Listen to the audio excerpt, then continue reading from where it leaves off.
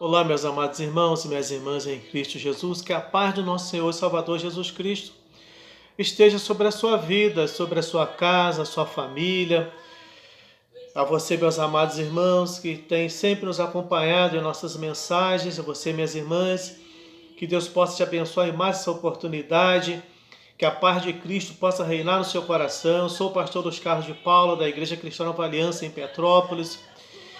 Cristo está convidando você que ainda não se inscreveu no nosso canal, que estivesse agora clicando nesse botãozinho vermelho logo abaixo do link e estivesse se inscrevendo, e também clicasse no sininho para todas as vezes que eu postasse um novo vídeo, você estivesse aí recebendo essa nova notificação e aí divulgando nossas mensagens. Eu queria estar trazendo a palavra para você que talvez tenha andado cansado, desanimado. Você reconhece que você é um profeta de Deus, é uma mulher de Deus, um homem de Deus, é um sacerdote, mas às vezes, irmãos, vem um cansaço, às vezes, nas nossas vidas, e parece que bate aquele certo desânimo. E eu queria estar trazendo uma palavra de ânimo para você nessa oportunidade. Eu queria estar lendo para você uma palavra lá no livro de Levítico. É um texto que acho que todo pentecostal, as pessoas que buscam a Deus, que têm uma intimidade, buscam a intimidade com Deus, melhor dizendo, elas conhecem esse texto, Levítico capítulo 6, apenas o versículo 12 e o versículo 13, em que diz assim: o fogo, pois sempre arderá sobre o altar, não se apagará, mas o sacerdote acenderá lenha nele cada manhã, e sobre ele porá em ordem o holocausto, e sobre ele queimará a gordura das ofertas pacíficas. O fogo arderá continuamente sobre o altar, não se apagará. Sabemos que o livro de Levítico é um livro, podemos dizer assim, para os sacerdotes, é um livro atual. Ele é um livro em que ele foi escrito para a orientação de ordenanças, de ensinos para os sacerdotes, como eles fazer os sacrifícios, a intercessão, como se apresentar diante do Senhor. E esse texto que nós lemos é um texto de orientação que Deus está dando aqui para os sacerdotes, para Moisés. Até esse momento, nenhum fogo tinha sido aceso no altar do Senhor. Nenhum sacrifício com fogo tinha sido feito. Por isso que Levítico é um livro muito importante por causa disso. Porque ele nos dá o momento exato de quando foi aceso o primeiro fogo no altar do Senhor. Quando foi aceso o primeiro fogo. E não foi o homem que acendeu. O interessante é isso. Que não foi o homem que acendeu o primeiro fogo. Quando você olha para o mesmo livro de Levítico, capítulo 9, versículo 24, você vê que o próprio Deus, ele acendeu esse fogo no altar. Ele mesmo acendeu esse primeiro fogo. E por isso a ordenança aqui, que aqui Deus não faz um pedido, é uma ordenança para que o fogo não se apague. Então eu queria estar falando para você nessa oportunidade, meus irmãos. Não deixe a chama se apagar. Não deixe a chama se apagar. Talvez você está passando um momento difícil, mas sabe de uma coisa: quem acendeu essa brasa no teu coração foi o Espírito Santo. Quem acendeu essa brasa no meu coração foi o Espírito, não foi nenhum homem. Ainda que eu tenha tido bons líderes, excelentes líderes, passaram sobre a minha vida, me ensinaram muito, mas não foram eles que acenderam essa chama no meu coração. Não foi aquele amigo, aquela amiga que nos convidou, que convidou você para ir talvez para uma reunião de oração, e ali você foi batizada com o Espírito Santo. Não foi eles que acenderam essa chama, foi Deus. Eles foram um veículo para te conduzirem até o altar, mas quem acendeu essa chama foi o Espírito Santo de Deus. E eu queria que você ficasse atento àquilo que Deus quer falar com você, te dar esse renovo, essa unção sobre a sua vida. Nós observamos esse texto, meus queridos irmãos e irmãs, que ele não é como em Deuteronômio 28, Deuteronômio 28, nós vemos ali que Deus ele nos mostra o caminho da bênção e o caminho da maldição. E ele mesmo, no final de tudo, que ele apresenta todas as bênçãos, depois também todos os caminhos da maldição, ele nos dá ali uma sugestão a qual caminho nós queremos escolher. Então, nosso Deus em Deuteronômio 28, ele nos faz isso. Para nós escolhermos, ele nos dá uma sugestão para nós escolhermos o caminho da bênção. Olha a sugestão de Deus. É como se estivesse dando um conselho. Aconselho que escolheis o caminho da bênção. Porque ninguém quer andar por caminho de maldição, meus irmãos. E esse texto aqui, ele é diferente. Esse texto de Levítico, ele é um texto mais chamado um texto imperativo. É uma ordem do nosso Deus. Quando você lê esse versículo 13, é uma ordenança de Deus. O fogo arderá continuamente, ele não pode apagar. Então o sacerdote, ele colocará lenha, acenderá o fogo toda manhã. Toda manhã o sacerdote ele vai acender o fogo. E quem é esse sacerdote, meus irmãos? Nós olhamos para a carta de Pedro, lá, carta de 1 de Pedro, capítulo 2, versículo 9, ele fala que nós somos o quê?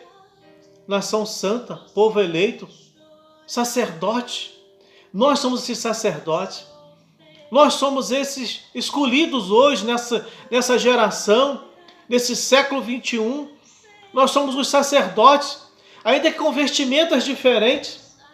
Terno, gravata, camisa, muitos sacerdotes andam de uma forma tranquila, desprovidos, despreocupados com vestimentas.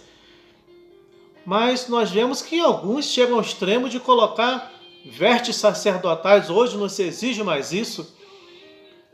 Hoje nosso Deus olha para a vestimenta interior nossa. Claro que eu não posso andar de uma forma, vergonhosa, escandalosa, mas o nosso Deus não olha se eu estou andando de camisa de manga, se eu estou andando de camisa gola polo. Ele não olha isso. Se eu estou de gravata, se eu estou de terno, se eu não estou de terno.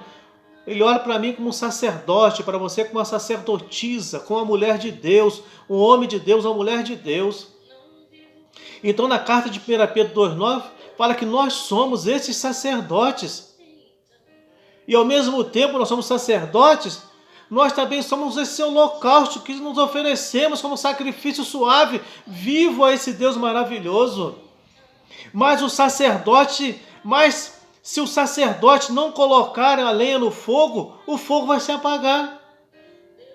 Se nós, irmãos, como sacerdotes, nós não colocarmos a lenha no fogo, vai se apagar. E se o fogo se apagasse no passado, Deus ele acendeu. Você vê bem, quando você lê Levítico 9:24, foi Deus que, pelo seu poder, ele que acendeu o primeiro fogo no altar. E a função do homem, do sacerdote, era manter aceso. Ele tinha que ficar de olho no fogo. Se começasse a formar braseiro, querer apagar, ele tinha que tirar aquelas cinzas, recolocar a lenha sem o fogo se apagar. O fogo não podia apagar de maneira nenhuma. Então a função do sacerdote era essa, e a nossa função como sacerdote é essa, meus irmãos. É ficar de olho no braseiro. Está começando a apagar, retire essa lenha, retire a cinza e recoloque a lenha, fogo, poder, oração, renove novamente a lenha do fogo, para que volte a sentir a presença do Espírito Santo em sua vida. Então, se o fogo se apagasse, a culpa não era de Deus, e nem era de ninguém que estava em volta, mas era do sacerdote, ele que não observou, ele que descuidou. Então o texto fala que é toda manhã.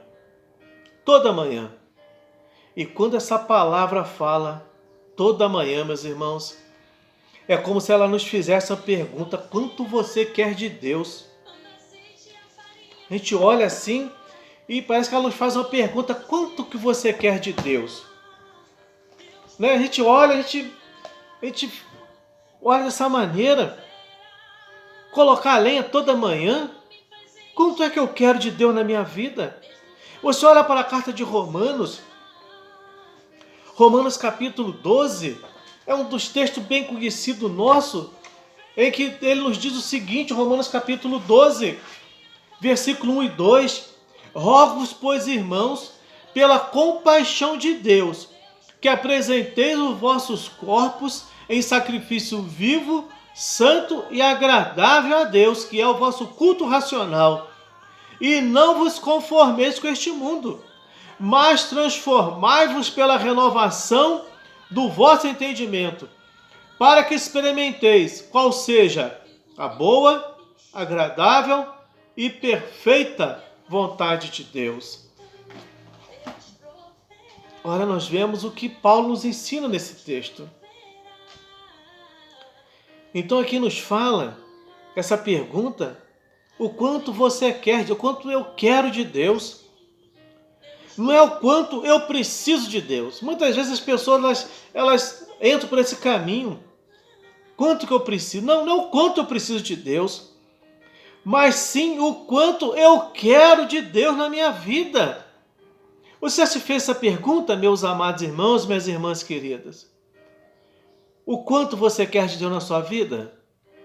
Já vou pensar nisso? Muitas vezes nós nos envolvemos com nossos trabalhos ministeriais, nós nos dedicamos a ser bons pregadores, bons oradores, bons instrumentistas, bons vocalistas, e acha que isso é querer ter mais de Deus. É muito engano, não é não, irmãos?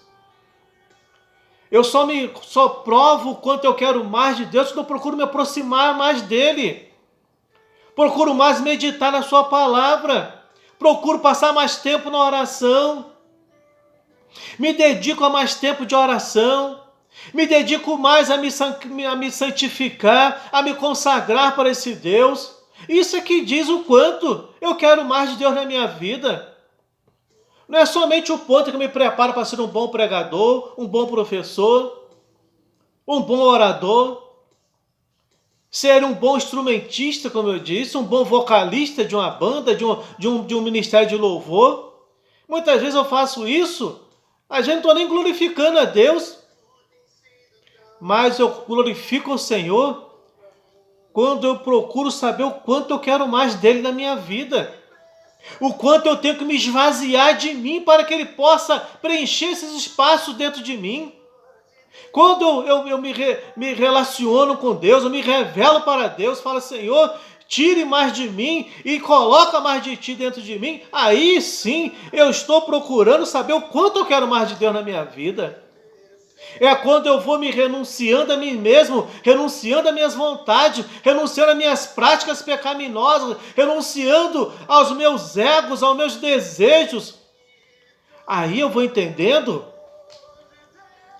aí eu vou revelando, mostrando o quanto eu quero mais dele na minha vida. Você tem feito isso na sua vida? Ou você tem apenas se preparado para ser um grande instrumentista, um grande vocalista na sua igreja ou na sua banda? Será que você tem feito essa oração para Deus? Ou já parou para analisar o quanto você quer mais de Deus na sua vida? E quando você fizer essa oração, você vai entender que é preciso deixar Deus me mover ali, tirar alguma coisinha daqui, outra coisinha dali, aparar uma arestazinha ali. E às vezes, irmãos, vai ser doloroso e a pessoa não quer. Fidelidade com Deus. Então você vê que o fogo ele vai continuar aceso somente se o sacerdote trabalhar, meus irmãos. O fogo só vai continuar aceso se o sacerdote, se ele trabalhar. Então nós vemos que tem gente que tem preguiça de trabalhar. Eu não consigo entender isso.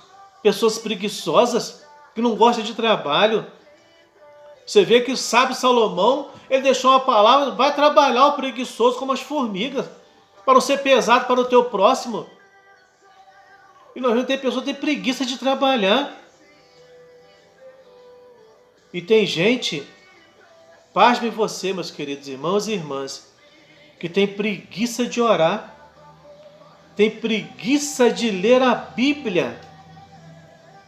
Olha o meio cristão evangélico que nós vivemos. E pessoas querem mais de Deus na sua vida. Não se dedica à oração e não se dedica a conhecer o testamento que ele deixou para nós, essa enciclopédia de 66 livros. Como é que eu quero mais de Deus se eu não me envolvo com ele? Não tem como. Como é que eu quero conhecer mais a Deus se eu nem falo com ele? Às vezes eu agradeço pelo alimento, agradeço pela noite. A minha oração é uma oração de minutos, frações, às vezes de segundos. A pessoa não tem tempo, não gasta tempo, vamos colocar essa palavra assim, não gasta tempo de oração, de joelhos, nem que talvez não precisa ser de joelhos, que Deus não manda, o ajoelhar é apenas você está em reverência a esse Deus maravilhoso, pela soberania, pela santidade dele. Mas se você não quiser ajoelhar, pode falar com Deus em pé, do jeito que você estiver, ele te ouve. Mas nem assim a pessoa falha, é preguiçosa, está com preguiça de orar e de ler a Bíblia. E quando não começa a ler a Bíblia, começa a bocejar, dorme. A Bíblia é usada como um sonífero. Então entende bem uma coisa, Deus é muito bom. Deus é bom em todo o tempo. Ele é bom em nossas vidas.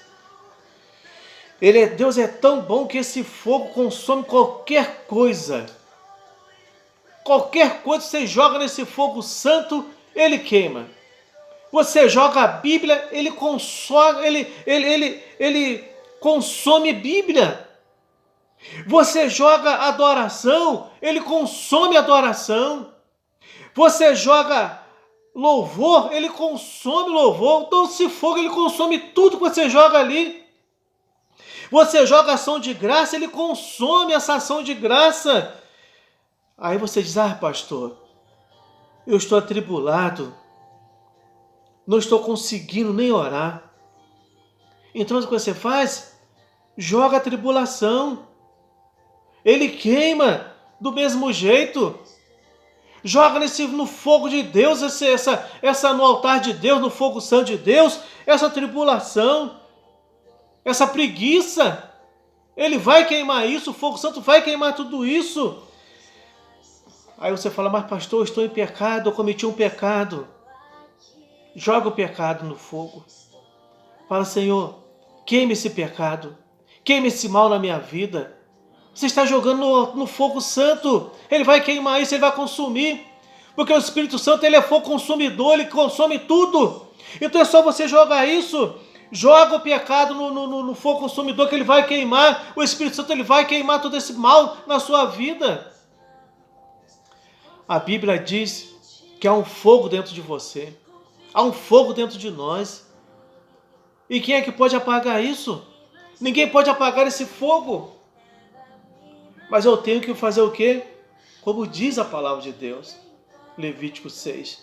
Toda manhã. Retirar a cinza. Me decepcionei ontem. Me entristeci. Me magoei.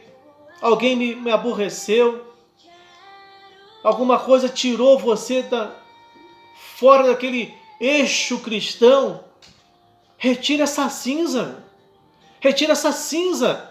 Coloque a lenha novamente, oração, poder de Deus, e deixa queimar na sua vida. Olha para Deus. Olha para o altar do Senhor, para essa brasa. Então entenda uma coisa. Se o fogo está pouco, se está pequeno, é porque a lenha ela está pouca. Muita oração, muito poder, pouca oração, pouco poder, nenhuma oração, nenhum poder. Então entende muito bem uma coisa.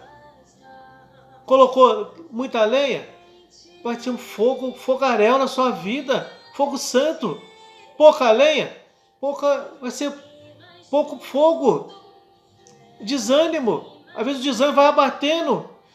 Não colocou a lenha, vai ser dominado, vai ser dominada. Então, Reacende essa chama hoje, nessa oportunidade em que Deus fala contigo.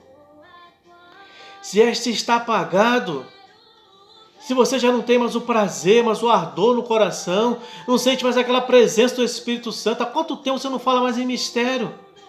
Há quanto tempo, meus irmãos, você não fala mais em mistério com o Senhor? O nosso Deus, ele diz o seguinte, Cristo fala, eu não vim apagar o pavio que fumega.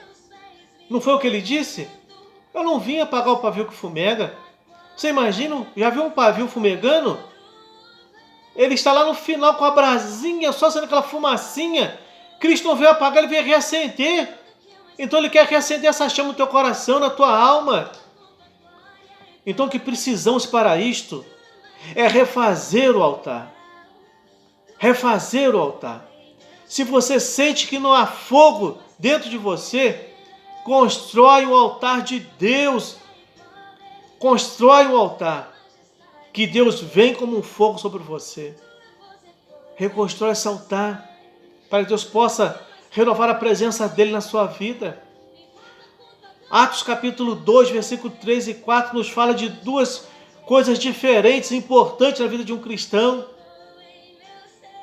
Ele fala sobre línguas de fogo, que é labaredas de fogo, que é o batismo com fogo.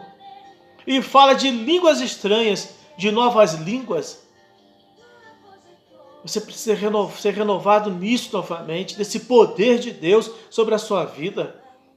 Moisés, ele viu fogo naquela sarça queimando no meio do deserto.